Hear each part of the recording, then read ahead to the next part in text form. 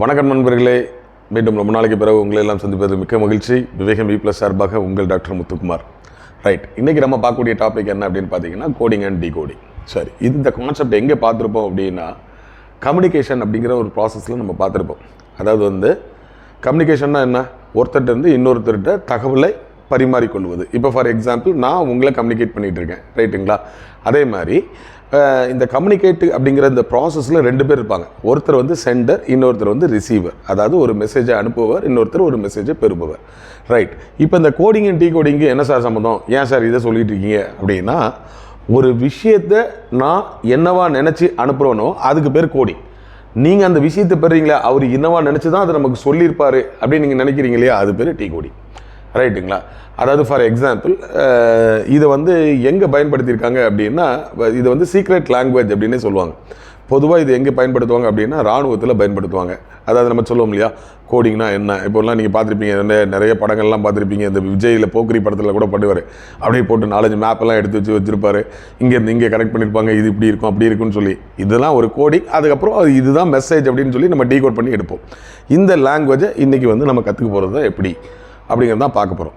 Right, இது பொதுவாக எப்படி இருக்கும் அப்படின்னு பார்த்தீங்கன்னா லெட்டர் கோடிங் அப்படின்னு சொல்லுவாங்க. ரைட்டுங்களா? ஒரு கோடிங் டெக்னாலஜி பேர் என்ன, லெட்டர் கோடிங். அதாவது எழுத்துக்களை பயன்படுத்தி நம்மளுடைய செய்திகளை பரிமாறிக்கொள்வது. இன்னொன்று என்ன அப்படின்னு பார்த்தீங்கன்னா நம்பர் கோடிங் அப்படின்னு சொல்லுவாங்க. இன்னொன்று என்ன அப்படின்னா சிம்பிள் ஆர் சைன் கோடிங் அப்படின்னு சொல்லுவாங்க. இந்த மூணையும் பயன்படுத்தி இது ஏகப்பட்ட கணக்கு போடலாம். ரைட்டுங்களா? இது பொதுவாக எல்லா காம்படிட்டிவ் எக்ஸாம்ஸ்லையும் இருக்கும்.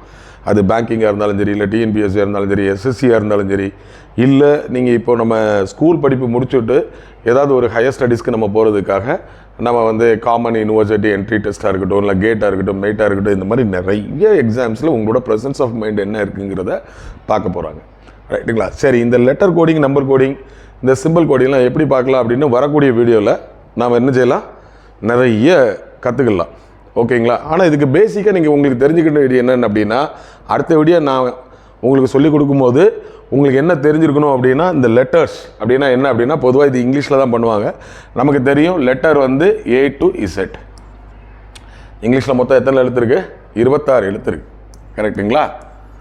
இந்த 26 எழுத்தையும் தெரியுமா அப்படின்னு கேட்டால் கட்டாயம் உங்கள் எல்லாருக்கும் தெரியும். ABCDEFGHன்னு வருஷா இசட் வரைக்கும் அடிக்கிறீங்க, அதில் எந்த சந்தேகமும் கிடையாது. ஆனால் நான் டக்குன்னு சரி ஐ எத்தனாவது எழுத்து சொல்லுங்கள் பார்ப்போம் அப்படின்னு சொன்னால் டக்குன்னு அதே என்ன சொல்லுவீங்க. இப்போ ஃபார் எக்ஸாம்பிள் ஏ எத்தனை எழுத்துனா முதல் எழுத்துன்றீங்க. ரைட்டு, பி எத்தனை எழுத்துனா 2வது எழுத்துன்னு சொல்லிடுவீங்க. சி எத்தனை 3, டி எத்தனை 4, இ எத்தனை 5 இப்படி சொல்லிடுவீங்க. நான் டக்குன்னு எடுத்துகிட்டு யூ எத்தனை சொல்லுங்கள் பார்ப்போம் அப்படின்னா வராது, படார்னு வராது. கரெக்டாக? அதே நேரத்தில் இப்போ சி ரிவர்ஸில் எத்தனாவது எழுத்து அப்படின்னு நான் கேட்டேன்னா ஃப்ரண்ட்லேருந்து 3வது எழுத்துன்னு சொல்லிடுவீங்க. ரிவர்ஸ்லேருந்து எப்படி வருது அப்படிங்கிறது டக்குன்னு உங்களால் சொல்ல முடியாது. சரி, இதை எப்படி நம்ம மனசில் வச்சுக்கணும், இதை மனசில் வச்சுருந்தா மட்டும்தான் இந்த கோடிங் டிகோடிங் கரெக்டாக பண்ண முடியும், அப்படி இல்லைன்னா பண்ண முடியாது. சரி, இது எப்படி சார் வச்சுக்கலாம்? பொதுவாக உங்களுக்கு தெரியும், ஏங்கிறது 1வது லெட்டர், பிங்கிறது 2வது லெட்டர், சிங்கிறது 3வது லெட்டர். இது எல்லாருக்கும் ஈஸியாக தெரியும். டி வரைக்கும் ஞாபகம் வச்சுக்குவாங்க. ரைட்டுங்களா? டி வரைக்கும் ஞாபகம் வச்சுக்குவாங்க. இன்னும் கொஞ்சம் போனான்னா இ 5வது லெட்டர்னு சொல்லுவாங்க. ஆனால் இதுக்கு பதிலாக இப்போ ஒவ்வொன்றையும் நம்ம எப்படி ஞாபகம் வச்சுக்கலாம் அப்படின்னா, ஒரு சின்ன வார்த்தை எடுத்துக்கோங்களேன்.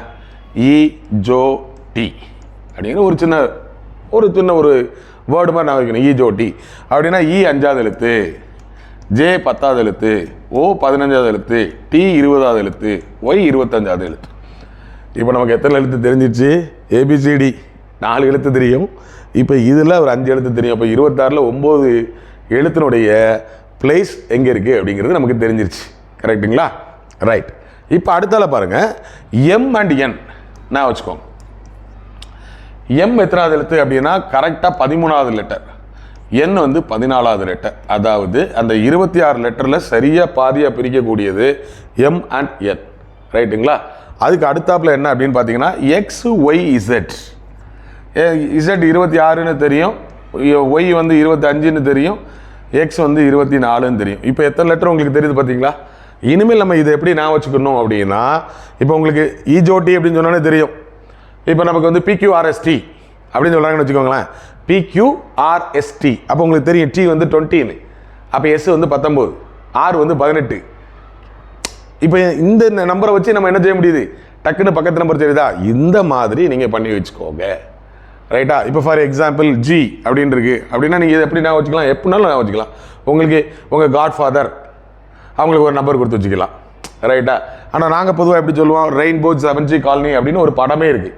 அப்போ ஜின்னா 7ஆம் நம்பர் நான் வச்சுக்கோங்க, புரியுதுங்களா?